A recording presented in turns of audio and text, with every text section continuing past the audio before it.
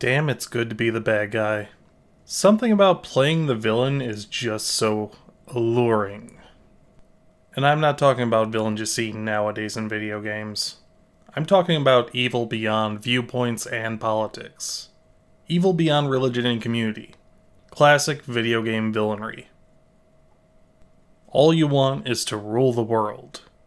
And it doesn't matter how many times you have to try to accomplish that goal, you're gonna do it over and over and over. And we used to see this all the time. Dr. Robotnik versus Sonic, Bowser versus Mario, Wily versus Megaman. I've always loved this type of villain. The type that would carve their name into the moon just because they can. They're so rare to see in a game nowadays. And in this game, you get to play as one. Welcome to episode 2 of Not Mega Man March. Today we take a look at Nefarious. So, what is Nefarious? Insert all those goddamn clips here, future Sinu, you know what to do. Stop me if you've heard this one before. Bad guy crashes party, kidnaps princess, makes dramatic exit. Plucky handsome hero gives chase. Epic quest ensues. But funny story. Yeah, I'm the bad guy.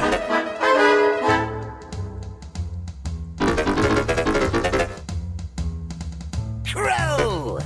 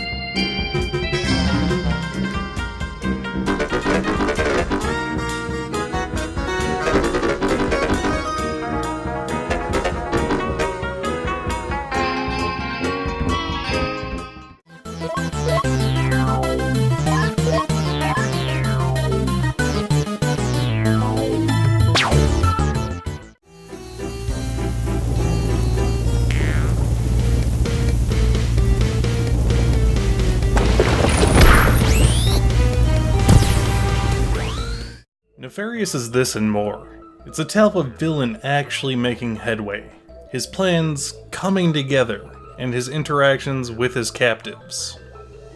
See, Nefarious takes a look at all the classic villain tropes, like kidnapping a princess, and actually gives you a reason as to why they're doing it.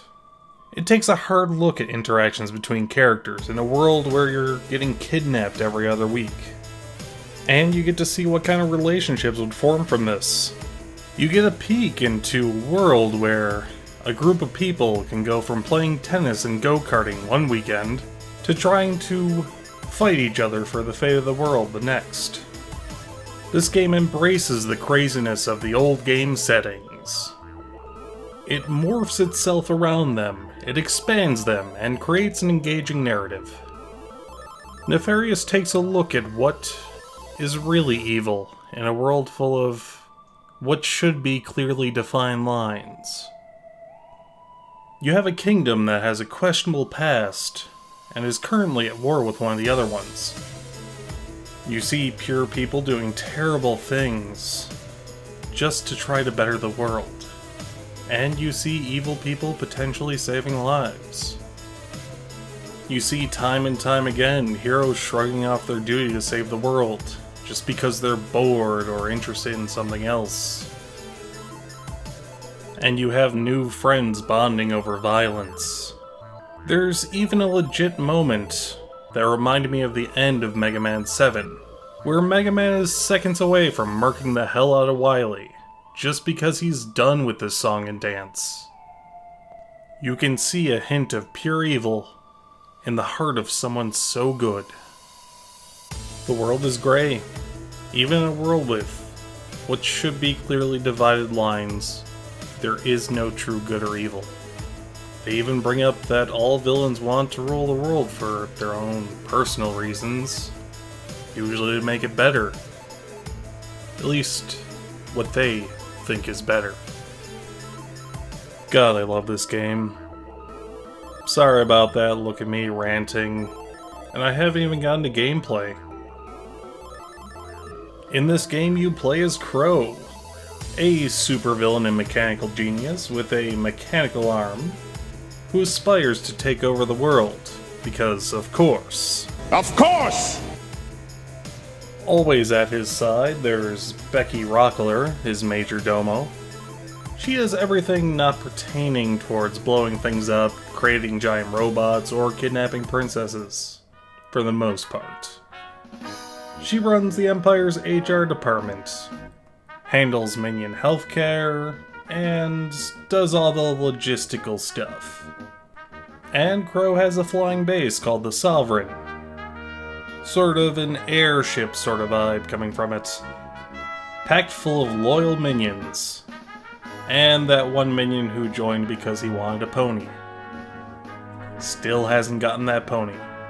Poor, poor pony boy.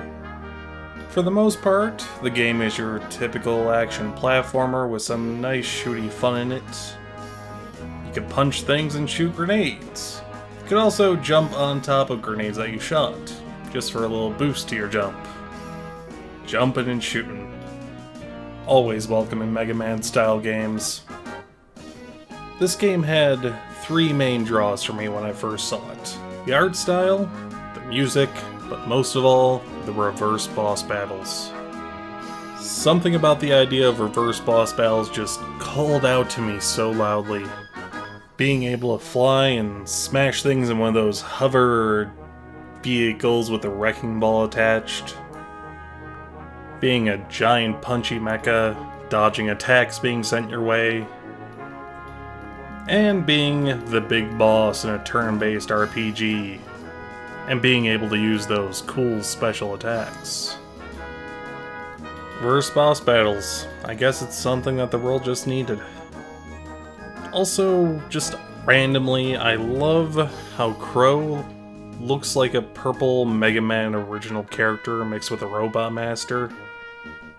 It's that and the action platforming is why I include this game in not Mega Man March, TM.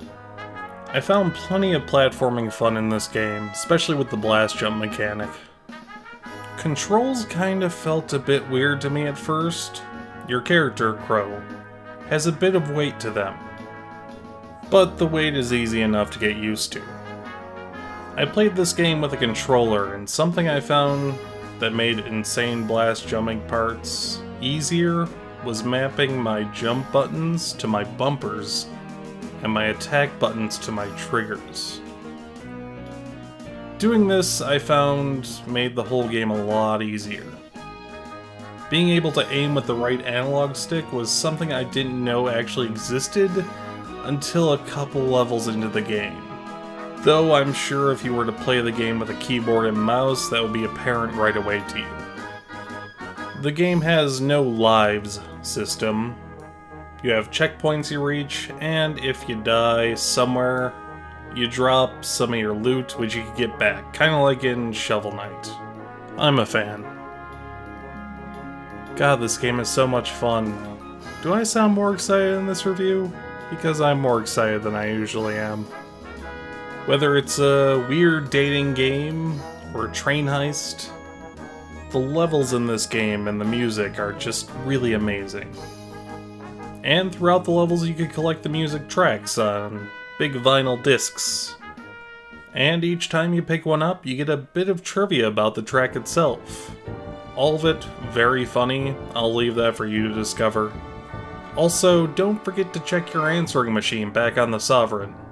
And of course, talk to your captives. The characters are to die for. Everything about them is so well layered and given to you in pieces. Seeing villains fight each other over turf and then afterwards planning to play cards that weekend like it's no big deal just speaks so much to me.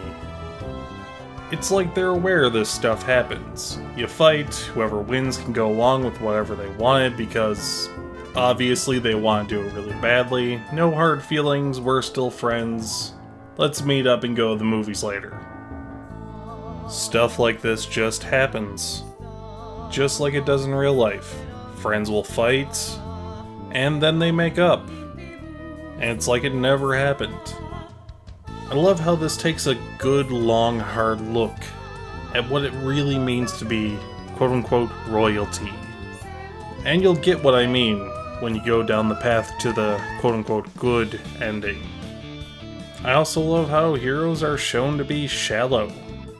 Like years of doing this, winning over and over has left them entitled.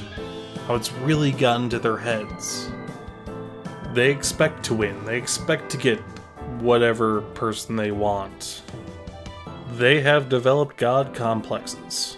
They can do no wrong. And the princesses themselves are so strong.